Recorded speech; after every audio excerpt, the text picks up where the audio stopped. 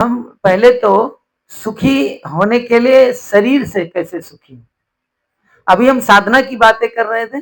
अब आपको स्वास्थ्य संबंधी हम थोड़ी चर्चा करेंगे कि सुखी कैसे हो। ज्ञानी पुरुषों ने कहा भी है कि पहला सुख क्या होना चाहिए। किसी ने कुछ कहा लेकिन जोर से नहीं कहा। पहला सुख, देखो हमारे साहब बोले, पहला सुख निरोगी काया। हमारा पहला सुख क्या है कि शरीर हमारा निरोगी हो। अब निरोगी कैसे हो सकता है, तो निरोगी होने के लिए सबसे पहले हमको अपने शरीर के डॉक्टर बनना पड़ेगा। और शरीर के डॉक्टर, भाई आपस में बात न करो, क्यों काम नहीं चलता है क्या। मैं कह रहा था कि अगर शरीर के स्वयं डॉक्टर नहीं बनोगे तब तक आप कभी निरोगी नहीं हो पाओगे। अब निरोगी होने के लिए हमें क्या करना है कि सबसे पहले सब लोगों को आदत बनानी चाहिए प्रातः सुबह जल्दी उठने की। अगर सुबह जल्दी उठने की आपने आदत बना लिया तो मेरा मानना है कि आप 10% स्वस्थ हो सकते हो। सुबह उठने से 10% आदमी स्वस्थ हो सकता है, एक गणित है। और उसमें स्वस्थ होने के लिए 10% वैसे हो सकता है। अब दूसरा प्रोसेस शुरू होता है कहां से, कि आप सुबह उठ के खाते क्या है। ये हमारा मंदिर है ना, शरीर घर है। एक घर है जिस घर में हम रहते हैं, और दूसरा इस शरीर के अंदर जो आत्मा बैठा हुआ है वो इस घर का मालिक है। अब इस घर में ये घर अच्छा नहीं होगा तो इस घर का जो मालिक होगा कैसे खुश रहेगा। तो हमें क्या करना है, इस घर में जो हम रहते हैं, तो अपने घर में जिस घर में रहते हैं तो हम सुबह उठते हैं तो झाड़ू लगाते हैं। सबसे पहले क्या करते हैं, हर माताएं बहनें सुबह उठती झाड़ू लगाती हैं, फिर पोछा मारती हैं, दरवाजे पर धूल, खिड़कियों पर जो धूल होती है उसको झाड़ती हैं। मतलब सुबह 1 2 3 घंटे ये जो अपना घर होता, सुबह भाई कोई ऐसा ना हो कि गंदा पड़ा हो कोई आ जाए, तो सुबह उठ के सबसे पहले हम अपना घर साफ करते हैं। ये बहुत जरूरी है कि सुबह उठ के अपना घर साफ करना चाहिए। अब जब घर साफ हो जाता है तो उस घर में क्या सजाना चाहिए, इसी तरह हमारा घर है ये। अब इस घर में, इस घर के अंदर में हमें क्या करना चाहिए, थोड़ी सी चर्चाएं। तो सुबह उठ करके जब हम 10% स्वस्थ होंगे तो सुबह उठ के हमें क्या खाना, पहला प्रश्न कि क्या खाना चाहिए। तो हमें सबसे पहले हमारी एक आदत पड़ गई है, और जो अंग्रेज हमको दे करके गए हैं, ये बहुत खतरनाक चीज है, ध्यान रखना। सुबह उठ करके जो अंग्रेज उपहार रूप में हमको दे गए, गिफ्ट में दे गए चाय, अब आदत पड़ गई सुबह उठ करके चाय पीने की। कुछ मिले ना मिले लेकिन चाय मिलनी चाहिए। और सबसे बड़ा जहर, सबसे बड़ी दिक्कत जो है चाय है। और चाय से कितनी बीमारियां बढ़ती हैं। चाय से सबसे पहले हमारा जो शरीर में चाय जाती है तो शरीर हमारा अनबैलेंस हो जाता है, जो खून होता है वो फाड़ देती है, लीवर को सुस्त कर देती है। उससे जिनकी आदत पड़ गई है चाय पीने की, उनका लीवर जो है सुस्त पड़ जाता है, धीरे धीरे उसमें सूजन आ जाती है और भूख धीरे धीरे खत्म हो जाती है। दूसरी बात, हमारा मस्तिष्क अनबैलेंस हो जाता है। कई लोगों की चाय की ज्यादा आदत है, अगर एक दिन चाय नहीं पीते हैं तो क्या होता है कि सर में दर्द हो जाता है। सर में दर्द क्यों होता है, क्योंकि उसमें पॉइजन पड़ा होता है, स्लो पॉइजन, उसको कहते हैं निकोटीन। निकोटीन नाम का एक स्लो पॉइजन होता है, वो हमारे खून के साथ मिल जाता है। और जब खून के साथ मिल जाता है तो क्या होता है कि वो मांग करने लगता है। जैसे बीड़ी पीने वाले की आदत है, धुआं जो है क्या होता है, धुआं खून के मतलब खून के साथ निकोटीन प्रवेश कर जाता है, तो बीड़ी की आदत पड़ जाती है, गांजे की आदत पड़ जाती है, शराब की आदत पड़ जाती है। लोगों को क्या होता है, उसमें निकोटीन की मात्रा होती है, और निकोटीन मात्रा होने से वो मांग होने लगती। तो मैं सबसे पहले कह रहा हूं कि चाय पीना छोड़ दो अगर स्वस्थ रहना चाहते हो। चाय को छोड़ने से क्या होगा कि आपकी बीपी की समस्या खत्म हो जाएगी। अधिकतर लोगों को ब्लड प्रेशर की समस्या रहती है। 40 साल जो ही पार किए तो बीपी की समस्या शुरू हो जाती, शुगर की समस्या बढ़ जाती है, हमारा शरीर अनबैलेंस होता। तो चाय पीना छोड़ दो अगर आप स्वस्थ रहना चाहते हो। और उसकी जगह पर क्या करो आप सुबह उठ करके पीना ही चाहते हो तो आप तुलसी 11 से 22 तुलसी की पत्ती, ये एक व्यक्ति की खुराक बता रहा हूं, 11 से 22 तुलसी की पत्ती, उसके बाद उसमें छोटा सा अदरक का टुकड़ा और उसमें अपने इच्छा अनुसार गुड़ और उसमें आप थोड़ी सी मतलब जो मसाले वाला चम्मच होता है, मसाला जिसे डालते हैं सब्जी में, उससे आधा चम्मच, एक चम्मच का आधा, आधा में से आधा आप उसमें से दालचीनी डालनी है और थोड़ी हल्दी डालनी है। और उसके साथ में क्या करना, अगर जरांकुश, पता नहीं आप जान पाते हो, जड़ पर अंकुश लगाने वाला एक होता है पौधा, तो वो उसको डालिए आप। और अकेले ये खुराक अकेले की है, आप सुबह उठिए तो उससे क्या लाभ होगा, इतनी चीजें आप लोगे तो उससे क्या होगा कि आप वात, पित्त और कफ, हमारा जो शरीर है वो वात, पित्त और कफ तीन से ग्रसित है। वात, जिनके शरीर में हड्डियों में दर्द होता है वो वात रोगी होते हैं। पित्त, जिनके मांसपेशियों में, हाथ पैरों में दर्द होता है उनको ये पित्त रोगी कहते हैं। और जिनको श्वसन संबंधी, श्वास से संबंधित परेशानी रहती है, कहीं एलर्जी हो गई, सर्दी हो गया, जुकाम हो गया, खांसी हो गई, तो उनके सांस से संबंधित उनकी समस्याएं होती हैं। तो आपको क्या करना है कि आपके मतलब जो है मौसम के अनुसार, अभी चल रहा है क्या, अभी हम गर्मी में प्रवेश कर रहे हैं।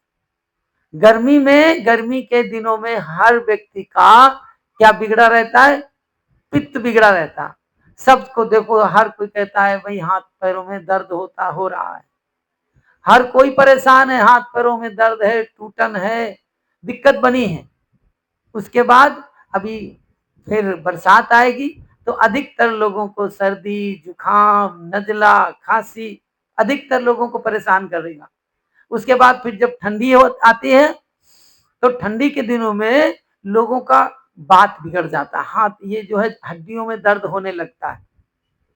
मैं कह रहा था कि अगर आप इसको सुबह उठ करके, मैंने जो अभी बताया कि तुलसी, हल्दी, दालचीनी, गुड़, अदरक, इन चीजों को, अगर काली मिर्च नहीं डालना है, काली मिर्च बहुत गर्म होता है, आप डालना ही चाहते हो तो या तो आपके शरीर की प्रकृति अगर गर्म है तो आप 2 इलायची डाल सकते हो, और अगर आपके शरीर की प्रकृति ठंडी है तो 2 लौंग डाल सकते हो।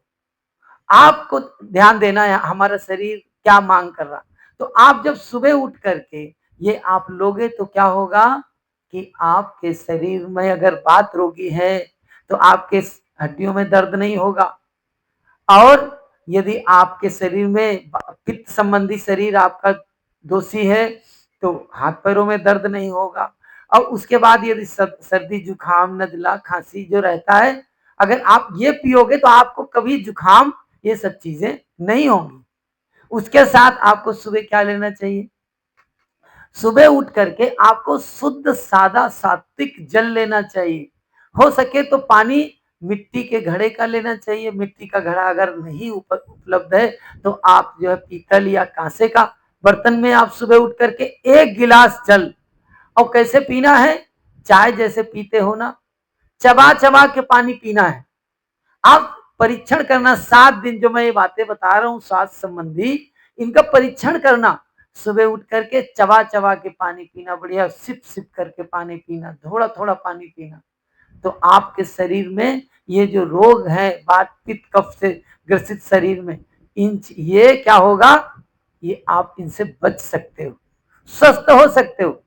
अस्वस्थ नहीं, हर आदमी पीड़ा, दवाइयां, ये शरीर को मेडिकल स्टोर बना, दवाइयां खा खा के और क्या खाएगा? आजकल के समय में अंग्रेजी दवाई जो भी ये एलोपैथ की दवाइयां होती हैं, वो आपके किडनी को, गुर्दे को, हार्ट को और मांसपेशियों को, आंतों को बिल्कुल नष्ट कर देते हैं। आपको न जीने देते हैं, ये दवाइयां ना आपको जीने देंगी और ना आपको मरने देंगी, क्योंकि आपको अपने अपने ही स्वास्थ्य के बारे में पता नहीं। तो कोशिश करो कि अंग्रेजी दवाइयां ना खानी पड़े, वो तभी खानी नहीं पड़ेंगी। अब दवाइयां तो आप ले आओगे, लेकिन कहा जाए कि ऐसा करो, सुबह आप जो है 1 किलो सेब मंगा लो, 1 किलो संतरा मंगा लो, 1 किलो अनार मंगा लो और सब लोग अपने परिवार में मिल करके सबको खिलाओ और खाओ। 1 दर्जन केला मंगा लो, कहा जाए कि सब मिल करके खाओ खिलाओ। ये नहीं हो पाएगा, लेकिन अंग्रेजी दवाइयां इतनी महंगी आती है, उन दवाइयों को खा लोगे आप। तो दवाइयां आपको खाना आसान है, क्योंकि वो मुंह में डाले, पानी पिए, बस नीचे गई। लेकिन अन्य चीजें लाओगे तो उसमें परिश्रम करना पड़ता है। तो अगर स्वस्थ रहना चाहते हो आप, अगर स्वस्थ रहना चाहते हो, तो एक ही रास्ता है कि आप सबसे पहले सादा खाना सीखो। किसी कवि ने कहा कि सादा खाओ और सादा पहनो। सादा खाओ सादा पहनो, आफत न सिर पे आएगी, 4 दिन की जिंदगी आराम से कट जाएगी। लेकिन हम क्या करते हैं, लोग सुबह सुबह उठते हैं, तेल वाली चीजें खाते हैं। पराठा चाहिए सुबह सुबह लोगों को, और बच्चों को भी क्या करेंगे, आजकल जो बहनें हैं तो सुबह उठेंगी तो पराठा बनाएंगी बच्चों के लिए। अब बच्चा एक पराठा इतनी जल्दी खा ही नहीं मिलता है। खाएंगी खाएंगी और उसके बाद में बच्चे को बांध भी देंगे कि बच्चा टिफिन खा लेना स्कूल में। अब वो सुबह सुबह तेल वाली चीजें खाएगा, अब जाएगा तो उसका पाचन तंत्र, मान लीजिए भी बच्चा है, लेकिन क्या जब शरीर में जाएगा तो जाने के बाद क्या होगा कि वो पचता कम, सड़ता जाता है। तेल वाली चीजें पचती नहीं है, जितना सहज खाया जाए। हमारे यहाँ बिहार राज्य में सबसे बढ़िया सत्तू जो होता है, मोटा अनाज, जो पुराने लोग हैं आज भी यहाँ यूपी वगैरह में, अब तो बहुत कम हो गया, अन्य प्रांतों में यहाँ तो विरासत है, अभी चल रही है। तो मोटे अनाज खाना चाहिए जिससे हमारा पेट साफ हो। और हम क्या करते हैं, तेल वाली चीजें खाते हैं। अगर हम तली भुनी चीजें खाएंगे तो क्या होगा, हमारा शरीर में जो चीज, शरीर में दम नहीं है, जान नहीं है, और खाते हैं हम तेल वाली चीजें, तली भुनी चटपटी चीजें खाते हैं, वो शरीर में जाती हैं तो वो क्या करता है कि शरीर उनको पचाने के लिए और शक्ति, क्योंकि भाई रोटी खाते हो तो इतनी ऊर्जा तो लगती नहीं, लेकिन पूड़ी खाओगे या और तेल वाली चीजें, पकौड़ा खाओगे, पकौड़ी खाओगे, तो क्या होगा कि पचाने के लिए शरीर से और शक्ति चाहिए। अब शक्ति चाहिए तो शरीर से ही तो शक्ति लेगा, वो लेगा तो शरीर से, तो जो ऊर्जा देना चाहिए उसके बजाय वो उल्टा हो जाता है। अगर आप सादी चीजें खाते हो, सादगी में रहते हो, तो क्या होगा कि आपका शरीर पर दबाव नहीं पड़ेगा, और शरीर पे जब दबाव नहीं पड़ेगा तो वो जो सादी चीजें होती हैं, सहज होती हैं, वो आपको शरीर को ऊर्जा देती हैं। इन चीजों पर विश्वास करना सीख जाएगा व्यक्ति, तो जीवन में सुखी रहेगा।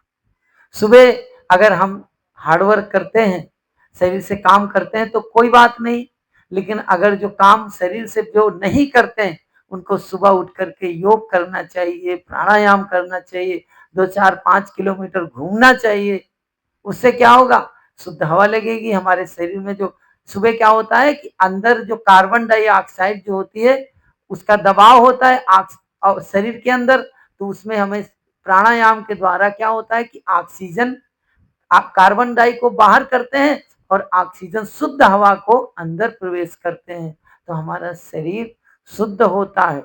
इन बातों को आप ध्यान दें तो जीवन आपका अच्छा हो सकता है।